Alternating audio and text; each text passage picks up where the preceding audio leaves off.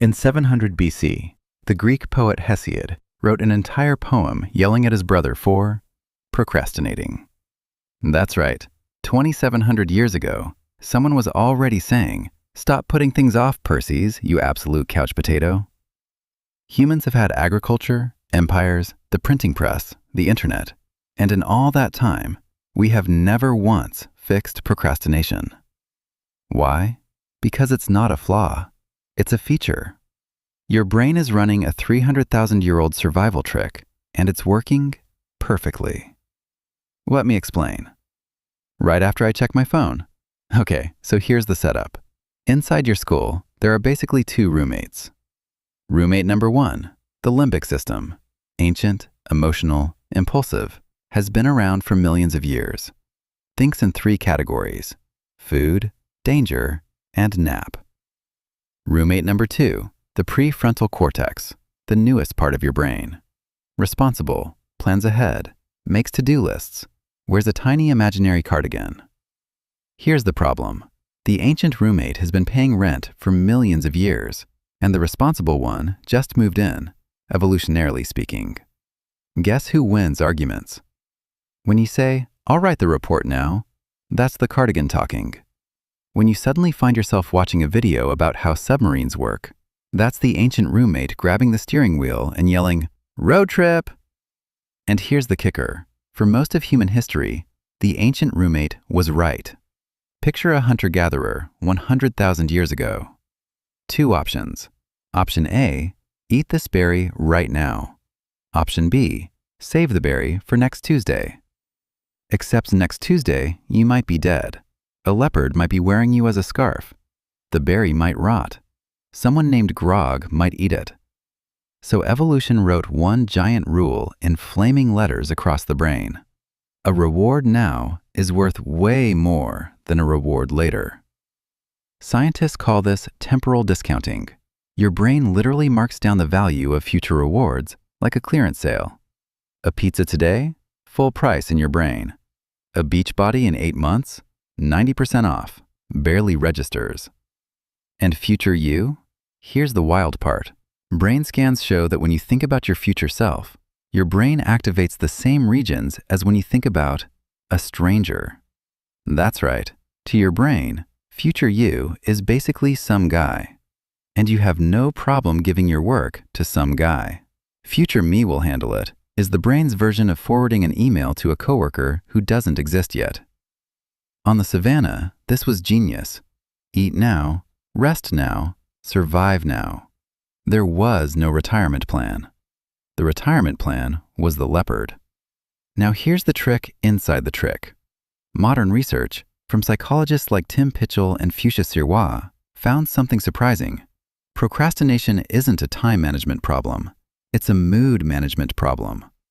When you look at a scary task, the essay, the taxes, the "we need to talk" text, your brain doesn't see a task, it sees a threat. The amygdala, your internal smoke alarm, starts screaming, and your ancient roommate has one move for threats: get away from the threat. So you escape to your phone, and instantly, relief, dopamine, the alarm stops.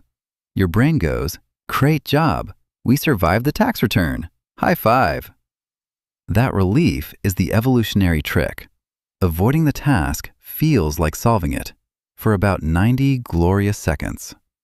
Your brain rewards the escape, the habit gets stronger, and tomorrow the task is scarier because now it's late and you feel guilty. Which is why calling yourself lazy doesn't help. You're not lazy. You're running threat avoidance software from the Stone Age on a laptop with 17 tabs open. And humans have always known this about themselves. Hesiod, 700 BC. Do not put your work off till tomorrow and the day after. Ancient Greek for, bro, just do it. The Romans had consuls yelling about delay in the Senate. Cicero called procrastination hateful in the conduct of affairs. Although, to be fair, Cicero found most things hateful. Leonardo da Vinci took 16 years to finish the Mona Lisa, left dozens of projects unfinished, and his notebooks are full of ideas he never built. History's greatest genius was also history's greatest, I'll finish it later, guy. There's hope for us all. Victor Hugo had his servant hide his clothes, so he couldn't leave the house until he finished writing. That's right, the Hunchback of Notre Dame exists because a grown man locked himself in a room, naked. Deadline motivation is not new. The difference?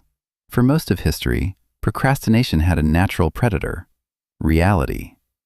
Don't plant the crops, you starve. Don't fix the roof, you get rained on. The feedback was fast and extremely soggy.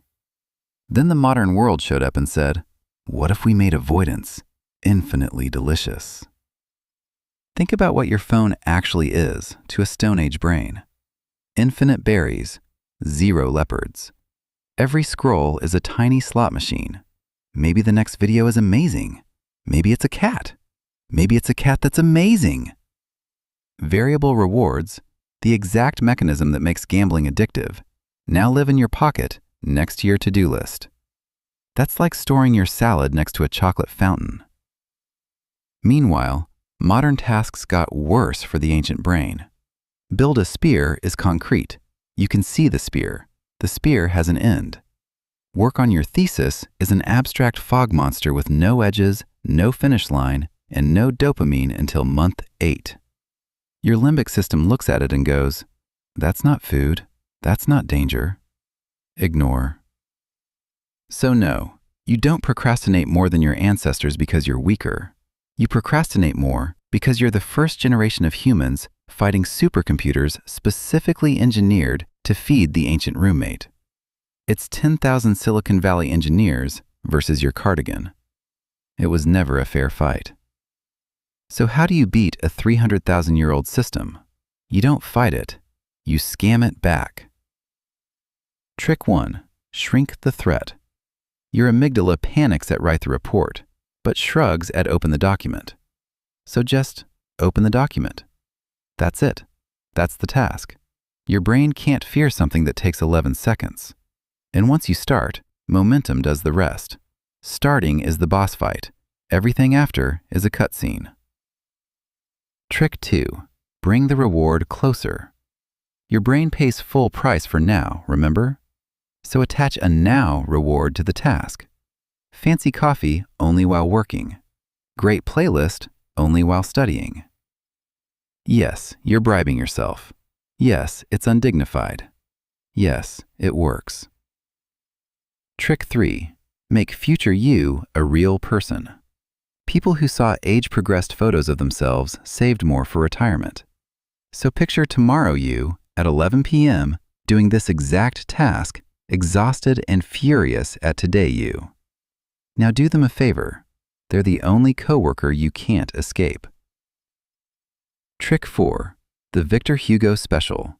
Remove the escape routes. Phone in another room. Blockers on. Clothes optional, but historically effective. The ancient roommate can't grab the steering wheel if there's no steering wheel. And here's the final twist.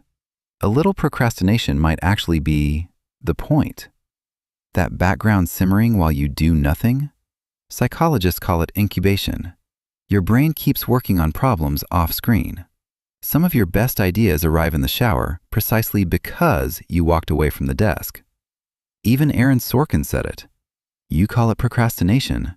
I call it thinking. The goal was never to become a productivity robot. The goal is to know the trick, so you decide when to delay instead of the ancient roommate deciding for you. Procrastination isn't your enemy. It's a very old friend giving very outdated advice. Like a grandpa yelling, "Eat the berry," at your laptop. Thank him. Then open the document.